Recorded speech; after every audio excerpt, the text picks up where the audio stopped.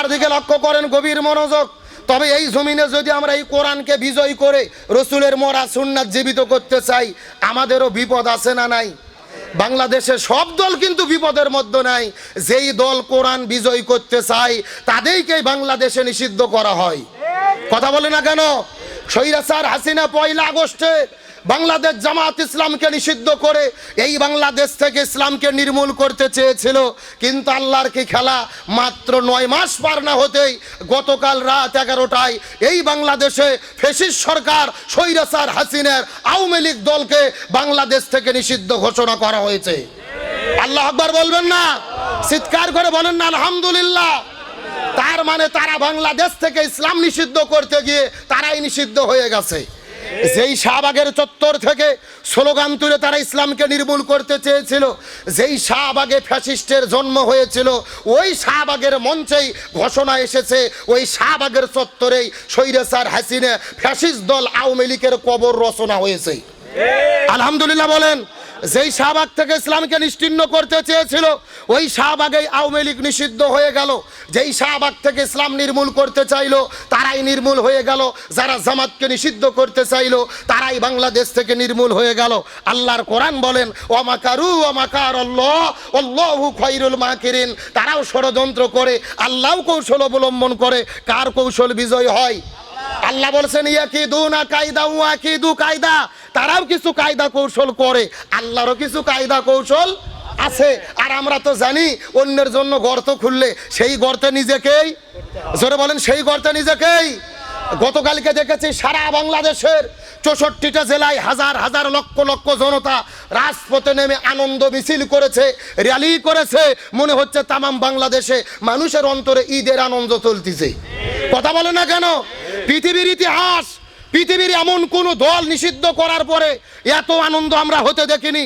গতকাল সারা রাত বাংলাদেশে যা দেখেছি, ইসলামী দল জামাতকে নিষিদ্ধ করার পরে কেউ খুশি হয়নি, বরং তাদের গালি দিয়েছিল। আর আওয়ামী লীগ নিষিদ্ধ হওয়ার পরে সবাই খুশিতে মিষ্টি বিতরণ করতেছে, দোকানগুলো খালি হয়ে গেছে। তার মানে বোঝা গেল জামাতকে নিষিদ্ধ করা ছিল জনগণের মনের কষ্ট, আর আওয়ামী লীগের নিষিদ্ধ হলো জনগণের মনে ঈদের আনন্দ। আল্লাহু আকবার বলবেন না? তার মানে বোঝা যায় যুগে যুগে জালেমদেরকে আল্লাহ ধ্বংস করে, মাজলুমদের পক্ষে কে থাকে? জামাত ইসলাম সহ চরমোনাই সহ ইসলামী দলের নেতৃবৃন্দ রাজপথে নেমে মিছিল করার আগেই তাহলে আল্লাহর শুকরিয়া আদায় করে, শুকুর গুজার করে সেজদায় চলে গেছে। আল্লাহু আকবার বলবেন না? এটাই হলো ইসলামের শিক্ষা।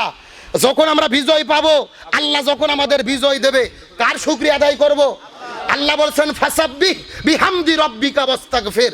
আল্লাহ বলতেছেন আমি যখন তোমাদের বিজয় দেই তখন নাচ গান নয়, ঢোল তবলা নয়, তখন তোমরা আল্লাহর ইস্তেগফার করো, আল্লাহর কাছে ইস্তেগফার করো, দোয়া করো, তাসবিহ পড়ো, আল্লাহকে সিজদা করো। আল্লাহু আকবার বলেন।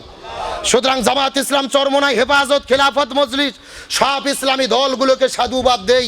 আল্লাহর শুকরিয়া করেছে সারা দেশ, আনন্দ চলতেছে। দাঁড়িয়ে যাবেন আমির জামাত ডক্টর শফিকুর রহমান, প্রত্যেকটা জেলার আমির, অন্যান্য নেতা, তারপরে কর্মীরা। এই বাংলাদেশে যারা চরমোনাই পীরের দল করেন, প্রথমে দাঁড়িয়ে যাবেন মরহুম পীর সাহেব হুজুর, তারপরে মুফতি ফয়জুল করিম, তারপরে মুফতি রিজাউল করিম, অন্যান্য মুরিদারা। তার মানে বোঝা গেল প্রত্যেকটা মানুষের সামনে থাকবে তার নেতা। সুতরাং এই দুনিয়ার মধ্যে এমন দল আপনি করেছেন, এমন নেতার পেছনে আপনি ঘুরেছেন, যেই নেতার মাথার মধ্যে টুপি নাই, মুখের মধ্যে দাড়ি নাই, দলের মধ্যে আল্লাহ রসুলের আদর্শ নাই, এমন দল যদি করে থাকেন, এমন নেতার পেছনে যদি ঘুরে থাকেন, আল্লাহর কোরআন হাতে নিয়ে শপথ করে বলতেছি, আমি আমার চোখ দিয়ে দেখতে পারতেছি আপনারা ধরা খাইয়ে বসে আছেন। আর একটু জোরে বলেন। তাহলে যদি আমরা আমাদের আখিরাত ঠিক করতে চাই, দুনিয়া ঠিক করার দরকার আছে না নাই? আরো জোরে বলেন, আছে না নাই? গভীর মনোযোগ লক্ষ্য করুন। আমার নবী হাদিস শরীফের মধ্যে বলেন, হাসরের ময়দানে কিয়ামত সংগঠিত হওয়ার আগে, কিয়ামতের আগে আমি নবী আমার একটা মৃত সুন্নাতকে যারা আঁকড়ে ধরতে পারবে, আল্লাহ তাদেরকে 100টা গলা কাটা শহীদের সওয়াব দান করবে। কয়টা সুন্নাত? সবাই কথা বলেন, কয়টা সুন্নাত? তবে শর্ত হলো মৃত সুন্নাত। জোরে বলেন, কি সুন্নাত? এখন আপনাদের জিজ্ঞেস করতে চাই, মাথায় টুপি দেওয়া কি? আরো জোরে বলেন, মাথায় টুপি দেওয়া কি? এখন বলেন তো এই সুন্নাত কি জীবিত আছে না মরে গেছে? অবশ্যই জীবিত। কেউ টুপি দিয়েছে, কেউ দেয়নি, কেউ মুখে দাড়ি রাখে, কেউ দাড়ি রাখেনি, তার মানে এটাও মরে যায়নি। একটা মাত্র সুন্নাত পৃথিবীতে মরে গেছে। আপনারা বলতে পারবেন ওই সুন্নাতের নাম কি? দেখেন, আসল জিনিসই জানা নাই। আমার নবী মক্কা থেকে মদিনায় হিজরত করেছেন। মদিনায় হিজরত করার পরে কোরআন দিয়ে মদিনা নামক রাষ্ট্র গঠন করে 10 বছর নবী কোরআন দিয়ে রাষ্ট্র পরিচালনা করেছেন। আজকে তামাম পৃথিবীতে লক্ষ্য করে দেখেন, সৌদি আরব ইসলাম আছে, পরিপূর্ণ ইসলাম নাই। 90% ইসলাম চলে, 10% ইসলাম নাই। রাজতন্ত্র শাসন কায়েম হয়েছে। তার মানে বোঝা গেল আমার নবীর জীবনের সবচেয়ে বড় সুন্নাত এই কোরআন দিয়ে রাষ্ট্র পরিচালনা করা। তামাম পৃথিবীর একটা দেশও নাই যেই দেশে 100% কোরআন দিয়ে রাষ্ট্র চলে। তার মানে বোঝা গেল একটা সুন্নাত জীবিত করলে 100টা গলা কাটা শহীদের সওয়াব। এই সুন্নাত মাথায় টুপি দেওয়া নয়, এই সুন্নাত দাড়ি রাখা নয়, এই সুন্নাত হলো এই জমিনের ভেতরে কোরআনের রাষ্ট্র পরিচালনা করা। এখন আপনাদের জিজ্ঞেস করতে চাই, এই রসুলের মরা সুন্নাত কোরআন দিয়ে রাষ্ট্র পরিচালনা হোক, এই সুন্নাত কি আমরা জীবিত করতে রাজি আছি? এ জোরে বলেন, জীবিত করতে রাজি আছি? রসুলের মরা সুন্নাত জীবিত করে শহীদের সওয়াব পাওয়ার জন্য কারা কারা রাজি আছেন একটু হাত তুলে দেখান। লিল্লাহে তাকবীর, লিল্লাহে তাকবীর। আল্লাহু আকবার, লিল্লাহি তাকবীর, আল্লাহু আকবার। আল কোরআনের আলো সংসদে জালো, আমার নেতা তোমার নেতা, বিশ্বনবী মুস্তাফা, বিশ্বের মুসলিম